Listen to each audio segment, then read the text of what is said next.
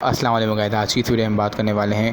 آنے والی ایپیسوڈ میں ہمیں کیا دکھایا جا سکتا ہے، کون کون سے واقعات دکھائے جا سکتے ہیں اور کون سی تاریخی جنگ دکھائی جا سکتی ہے۔ تو لہٰذا یہ سب جاننے کے لیے ویڈیو کو آخری تک ضرور دیکھیے گا۔ گائز، جب ویلنس کو پتہ چلے گا کہ عثمان بن نے کوپر حصار فتح کر لیا ہے تو وہ پاگل ہو جائے گا، غصے سے آنکھ بگولا ہو جائے گا اور یہ سوچنے لگے گا کہ اس کے دماغ میں یہ گمان بھی نہیں ہوگا کہ کارگن قبیلے پر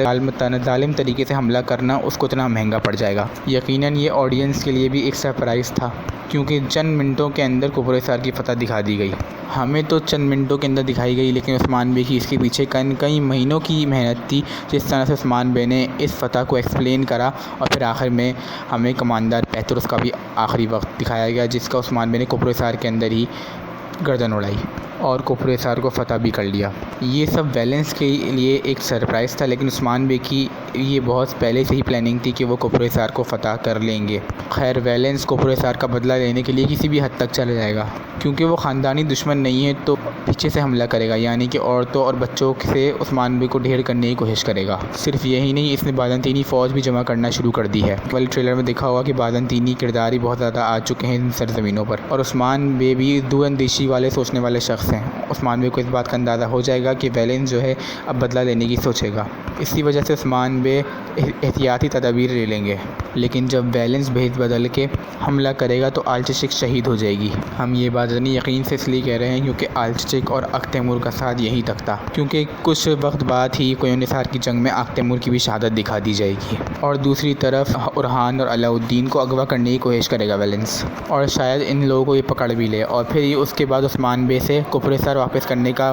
طالبہ کرے گا۔ تاہم یہ بات تو آپ لوگ بھی جانتے ہوں گے کہ عثمان بے کوپر حصار قلعہ کبھی واپس نہیں کریں گے اور اورحان اور علاء الدین کو بچانے کے لیے کوئی منصوبہ ترتیب دیں گے۔ پھر ویلنس کو اس بات کا اندازہ ہو جائے گا کہ اس طریقے سے تو عثمان بے کو نہیں ہرایا جا سکتا۔ پھر اس کے بعد ویلنس عثمان بے کے اوپر جنگ مسلط کرنے کی کوشش کرے گا، اور اس کی تیاریاں اس نے ابھی سے ہی شروع کر دی ہیں۔ ہو سکتا ہے ایسا بھی دکھایا جائے کہ ہو سکتا ہے کہ عثمان بے کو سلجوق ریاست اور احلانی سلطنت کی طرف سے کوئی مدد بھی نہ ملے، لیکن اگر تاریخ پہ نظر ڈالی جائے تو سلطان مسعود کی طرف سے عثمان بے کو اس جنگ کویون حصار کی جنگ کے اندر مدد ملی تھی۔ جب سلطان مسعود کو یہ بات معلوم ہوئی کہ ویلنس ہماری سرزمینوں پر مصیبت بن کر کھڑا ہوا ہے تو سلطان مسعود بھی اس جنگ کی تیاریاں شروع کر دیں گے اور تمام ترک قبائلوں کو اپنے جھنڈے تلے جمع کریں گے۔ لیکن اس سے پہلے یہ اس نعمان کا اور اس مہانہ کا بھی خاتمہ دکھا دیا جائے گا، کیونکہ ان سرزمینوں میں صرف دو ہی طاقتیں بچیں گی، ایک ہوگی